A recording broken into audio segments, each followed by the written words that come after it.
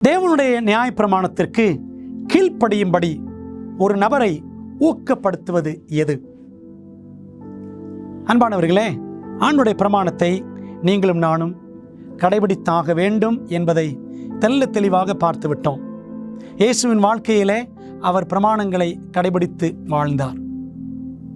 பில்லி Graham அழகான ஒரு பதிலையும் அவர் கூறியிருக்கிறார்.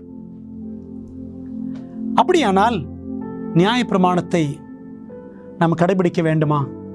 அப்படி நான் தேவனுடைய கிருபையினாலே இயேசுவை விசுவாசிக்கிறபடினாலே அவருடைய கட்டளைகளுக்கு கீழ்ப்படிந்து நடக்க வேண்டும் என்றால் எனக்கு ஆதாரமாக இருக்க வேண்டியது எது?